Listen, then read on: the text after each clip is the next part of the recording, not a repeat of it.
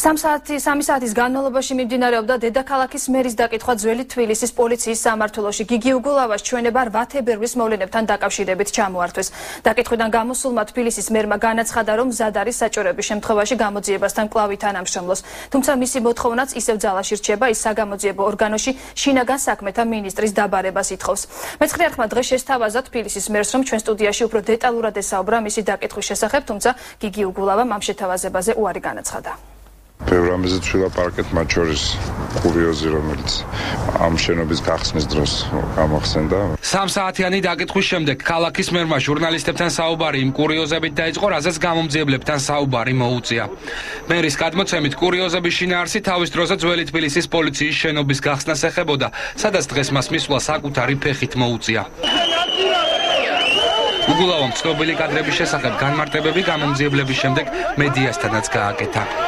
Fel ჟესტიკულაცია ჩემი ეხებოდა და მიმართული იყო ჩემი თანხლები პირების მიმართ, რომ ერთად გვევლო იმისათვის, რომ თავიდან აგვეცილებინა ზედმეტი ესე ვთქვათ, თავდასხმები, ინდივიდუალური თავდასხმები.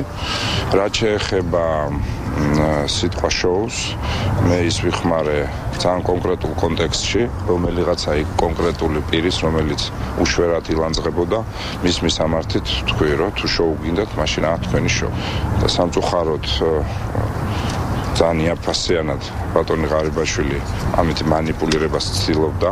ქალაქის მერი 8 თებერვლის თემასთან დაკავშირებით შინაგან საქმეთა მინისტრის და უფლებადამცველი ნანა კაკაბაძის დაკითხვას ითხოვს. ნანა კაკაბაძე იმ შენობასთან, სადაც დღეს უგულავას მოწმის სტატუსით კითხავდნენ, საკუთარი სურვილით გამოცხადდა.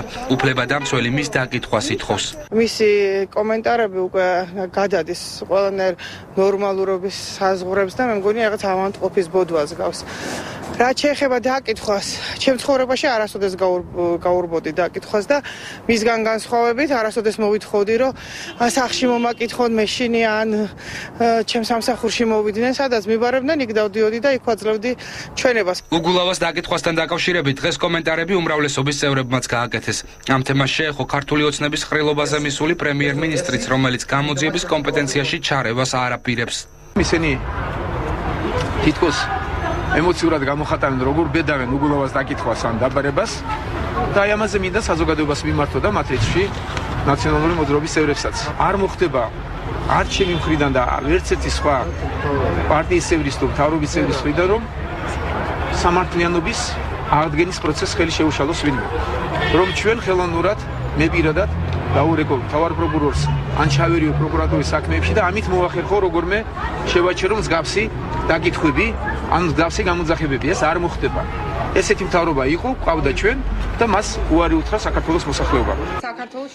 ორჯერ გაცხადებული უარის შემდეგ უგულავამ გამომძიებლებთან დაკითხვაზე მისვლის გადაწყვეტილება გუშინდელი სასამართლო განჩინების შემდეგ მიიღო, რომელიც პოლიციაში მისი ძულებით მიყვანას ითვალისწინებდა. დღეს მიცემული ჩვენების შემდეგ ჯერჯერობით უცნობია დაადგენს თუ არა გამოძიება ქალაქის მერის ბრალეულობას 8 თებერვალს ბიბლიოთეკასთან განვითარებულ მოვლენებთან დაკავშირებით.